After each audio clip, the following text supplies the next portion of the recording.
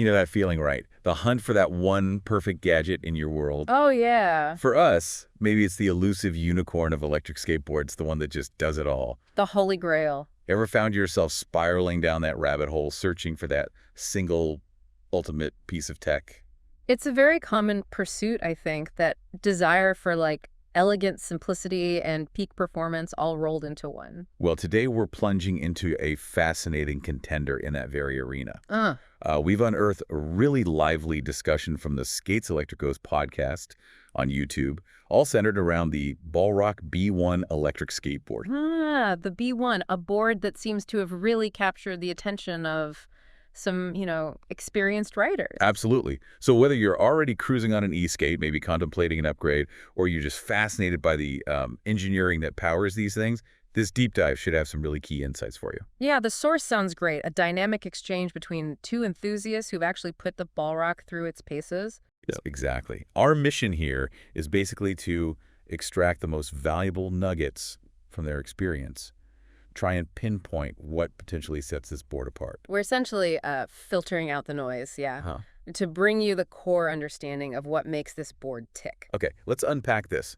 So one of the speakers on the podcast was clearly, well, head over heels for the Balrog from the get-go. Really liked it, huh? Yeah, they kept coming back to its flexibility, clearly a top priority for them, and it's surprisingly lightweight for an all-terrain board. Get this, just 11 kilograms. Wow, 11 kilos for an AT board. That is quite notable. Right. You can see the appeal immediately if you value something nimble, something that won't be a burden to carry. That 11-kilogram weight is a key takeaway for you if portability is a big concern. Definitely. It means the Balrog strikes a pretty rare balance for an AT board. Yeah, weight is such a critical factor, isn't it? Especially when you factor in, like, how easy it is to transport and just maneuver the board day to day. Indeed. And the immediate mention of the direct drive system signals a different approach compared to the more traditional belt-driven systems. Good point. Direct drive, meaning the motor's directly connected to the wheel. Unlike belt drives, which use, a belt to transfer power, we should definitely dig deeper into those differences later on. For sure. And the same speaker mentioned a preference for shorter boards around the 1-meter mark, and the Balrog fits that perfectly. Oh, interesting. That compactness likely comes down to that direct drive design, right? Makes sense. Less external componentry. They also rattle off a list of other positives. Yeah. Quality trucks, that impressive weight, its overall size, the price point seemed good to them, and even the inclusion of lights. Oh, lights included. Yeah, though they personally weren't planning to use them much. And the comfort of the board was also a significant plus for them. Just felt good underfoot. It's interesting how quickly their personal riding preferences shaped that initial evaluation, isn't it? The emphasis on flexibility and a shorter deck immediately tells us what they prioritize. Totally. Now, when the rubber actually met the road, the positive vibes continued. Maneuverability was a major highlight. Okay, so how did it handle? They attributed this to the deck design, what's called a W concave with a drop down. Ah, okay, yeah. The W concave gives you that grip, helps lock your feet in. Right, and the drop down lowers your center of gravity for stability, Makes sense. along with that manageable size and weight, and of course that flexibility we keep hearing about. It sounds like this board could be pretty intuitive, for riders at different skill levels. Yeah, the interplay between the deck's shape and its dimensions is often key to how responsive and easy a board feels. That W concave can really help with foot lock-in for more aggressive riding, while the drop-down adds that planted, stable feel. They also pointed out that the axle assemblies weren't as wide as what they're used to on some other boards, like on SRA and Black Car. Narrower trucks. Yeah, and narrower Yeah. trucks generally mean more agility, Yeah. right? Which is exactly what they felt the Balrog offered. Quicker turning. Then there's the direct drive acceleration and braking. Our enthusiastic speaker found it perfectly adequate. Maybe not mind-blowing, but good, even coming from a history with belt-driven boards. Okay, that's interesting because belt drives often feel quite punchy. Right. Now, they did mention that the other speaker might have a slightly different perspective on the braking, which, definitely makes you wonder.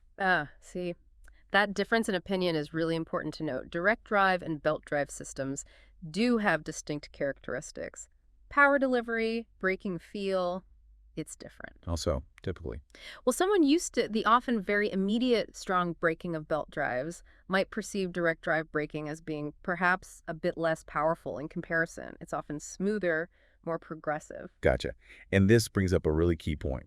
This first speaker admitted they're like obsessed with the single device, that one skateboard that can truly do it all. The dream board. Exactly.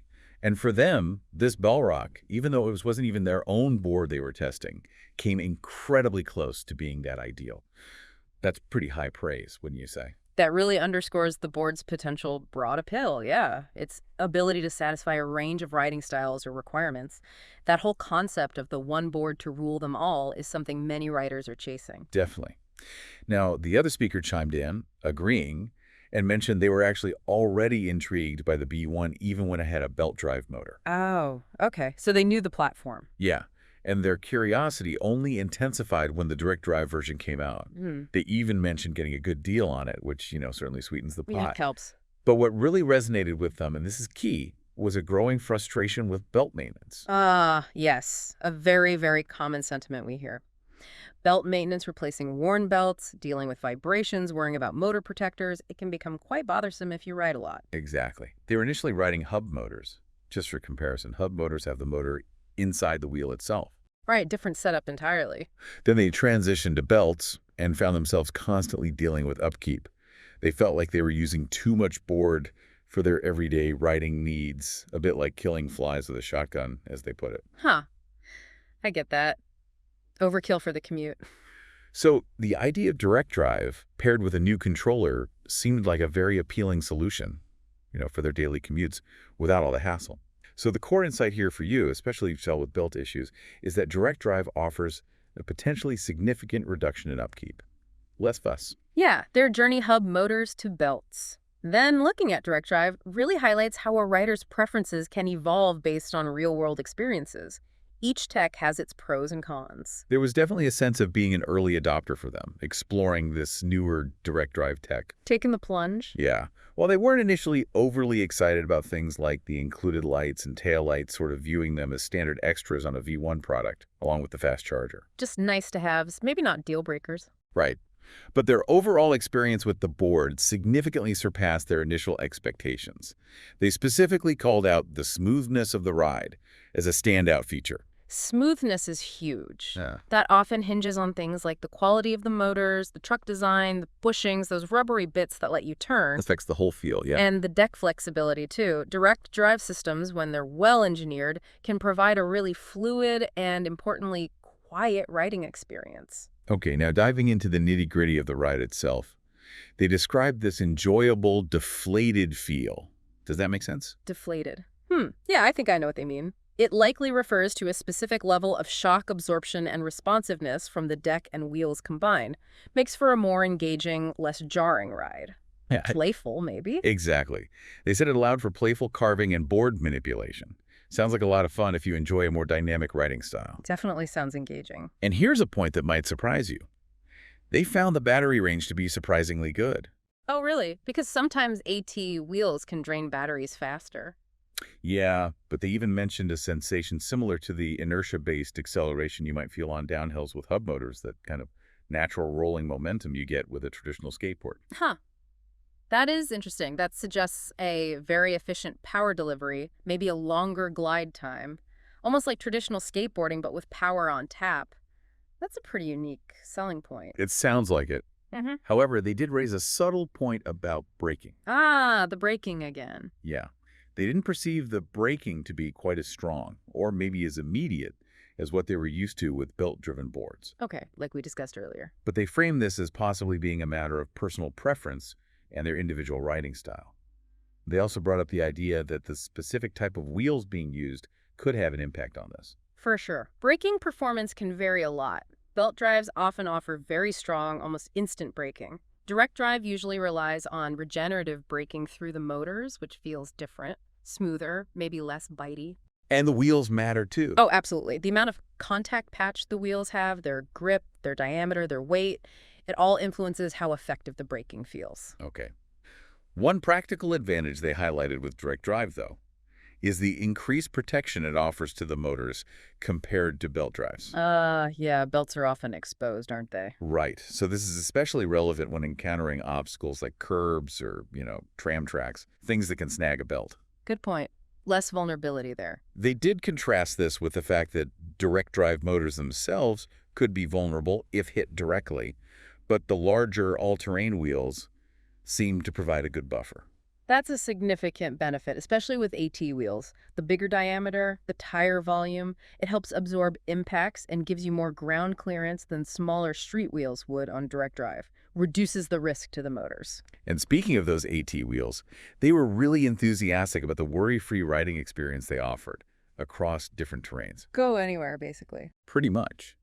They contrasted this with some close calls they'd had on smaller wheels, like 150 millimeters on Osare wheels or 125 millimeter Mad Max wheels, hitting cracks or debris. Yeah, smaller wheels can be less forgiving.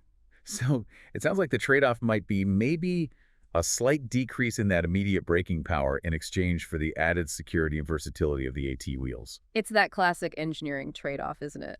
Optimize for one thing, maybe compromise slightly on another. Robustness and go-anywhere capability of AT wheels might mean slightly less aggressive braking compared to, say, a dedicated street setup with belts. Makes sense. Interestingly, both speakers made a point of mentioning the durability of the motors themselves. Not much wear and tear despite regular use. Minimal marking. That's good to hear. Suggests pretty solid build quality, especially for components exposed to impacts. Definitely a positive sign. Okay, let's shift gears slightly to versatility and practicality. The Balrog B1 apparently comes with a cloud wheel adapter. Oh, nice. That's a smart feature. Yeah, allows you to easily switch to street wheel setups, which could potentially address that breaking point we just discussed, right? Gives you options. Absolutely. Including an adapter like that greatly enhances the board's versatility. You can customize for different conditions, different preferences. It directly addresses that potential braking concern with AT wheels by opening up other wheel choices. And get this, even with the all-terrain wheels on, they reported that the Balrog keeps a surprising street board feel. Really? Even with AT wheels? Yeah, in terms of its weight, size, and overall handling. That really challenges the typical perception of AT boards being, bulky or tank-like. That is compelling. A street board feel with AT capability suggests a well-engineered design that doesn't sacrifice agility for off-road performance. Plus, they noted significantly less maintenance compared to a belt-driven board they owned, the Titan. Well, that links back to the direct drive advantage, right? Less upkeep is a big practical plus for everyday riders. Convenience also seems to be a major plus point here. They mentioned the included Fast Charger 1 speaker even had an extra, even faster one. Less downtime, more ride time. Crucial. Exactly. And it feeds into the potential of the Balrog being that single board solution. Yep. Easier to navigate elevators, getting cars, just generally more portable because it's contained, has good battery, and charges fast. Those practical things, portability, charging speed, even controller comfort, they add up. Right. They significantly impact the overall user experience and how likely you are to actually grab that board and go. Oh, yeah. They also prefer the comfort of the Balrog's controller over the one for their Titan board. So another little win there. All these details contribute to whether a board becomes that go-to single device. Okay, moving on to customization and any minor drawbacks. One speaker mentioned removing the stock lights. Oh, why was that? They were bright, apparently, but sat quite high on the board. So they took them off to get a lower ride height, maybe feel more connected. Personal preference for board feel. Makes sense. They even noticed the lights had a metallic construction, maybe for heat dissipation. Could be. High-power LEDs can get warm. Interestingly, the board didn't need any additional risers, unlike some other setups they'd used. Suggests the stock geometry is pretty well dialed in. The rear light was just plastic, more standard. But overall, the feeling was that the board comes very, very close to being that ideal single device for them. These small mods just reflect individual tuning, right? But the core board sounds very capable out of the box. And the ease of swapping wheels using that adapter sounds fantastic, potentially even quicker than changing belts on a belt drive. Really? How easy? They mentioned just a simple 3-screw attachment, so super quick to switch between AT and street. Wow, that is convenient. And here's a key insight for you, the listener. They really urge people not to just dismiss hub or direct drive motors out of hand. Because the technology is evolving. Exactly. Especially controller technology. They stress that different types of motors are going to suit different riding needs and preferences. Don't get locked into one type. That's a really crucial point. Hub, belt, direct drive, they all have strengths and weaknesses. And ongoing advancements in controllers are refining performance, blurring the lines, opening up new possibilities for each type. They even describe direct drive boards as having a kind of ninja-like stealth. Because they're quieter, right? Yeah. Compared to the hum or whine of belts. Yeah. And those control tech advancements are unlocking new potential, meaning it's probably best not to get too attached to just one specific motor type. Keep an open mind. Their positive experience with this direct drive board left them with absolutely no regrets. For them, it's become the board that requires the least mental effort to just grab and go, Yeah. even for casual rides, not just hitting trails. That feeling of a board being effortless and enjoyable is huge. It's a strong indicator of its overall appeal and practicality for everyday life. They did clarify, though, that the acceleration is, sufficient for regular riding. Right. Good, but not designed for those extreme warp speed bursts. Makes sense for an everyday board, probably smooth and controllable. Right. And they also pointed out, again, that the type of wheels you use could influence how the acceleration actually feels. Yeah, responsiveness, the feeling of torque. It'll definitely be influenced by the weight and diameter of the wheels. Bigger, heavier wheels might slightly dampen that initial kick compared to lighter street wheels. So, wrapping things up, what's the final takeaway here? One speaker gave the Balrog a solid 7.5 out of 10. Okay, 7.5. Respectable. Yeah, really emphasizing its comfort and how easy it is to just pick up and go for a quick ride, that grab-and-go factor. Comfort and ease of use, key selling points. The other speaker was even more enthusiastic, actually stating a strong desire to buy the board. Wow, okay, that speaks volumes. Yeah, highlighting its practicality for commuting and its portability. They even brought up the idea of doing a future comparison specifically between different direct drive boards. That would be interesting, seeing how different DD implementations stack up. They also mentioned their plans to experiment with different wheels on the Balrog, like the Roberts wheels, and share their findings on their Telegram community, Skates Electrico's podcast. Encouraging people to follow along for more testing results. Smart. Yeah, so they encourage you, the listener, to join if you're looking for even more in-depth insights. And their final piece of advice was pretty simple. Choose a board that truly aligns with your individual needs and preferences. Absolutely. Especially regarding things like weight and your personal riding style. Ultimately, the perfect electric skateboard is such a personal choice, isn't it? Totally. Understanding your own priorities, what you really need and want, is key to finding the right fit among all the options out there. So to bring it all together, our deep dive into the Balrog B1, drawing from those experiences shared on the Skates Electrico's podcast, has highlighted some pretty significant strengths. Seems like it. It appears to offer a really compelling combination of all-terrain capability, but with a surprisingly nimble, almost street board feel. That's the standout feature, sounds like. Yeah, plus the efficiency and reduced maintenance of that direct drive system are definite advantages. Good portability, and just an overall enjoyable riding experience seem to be the consensus. This exploration has given us a valuable real-world user perspective on the B1, which is great. It goes beyond just specs on a page to give genuine impressions from people riding it day in, day out. Exactly. So here's a final thought for you to ponder. Given the rapid advancements we're constantly seeing in electric skateboarding tech, what specific features do you prioritize in your ideal personal transport device? Good question. Is it raw power and speed? Minimal upkeep, ease of portability, a super comfortable ride, or maybe some unique combination? It's worth thinking beyond just the motor type, That's a really important question for anyone looking. Clearly defining your priorities helps navigate that huge range of options available now. And hey, if this deep dive into the Balrog B1 has sparked your curiosity, we definitely suggest checking out the Skates Electrico's podcast itself for even more detailed discussions and maybe connect with their community. Sounds like a good resource for e-skate fans.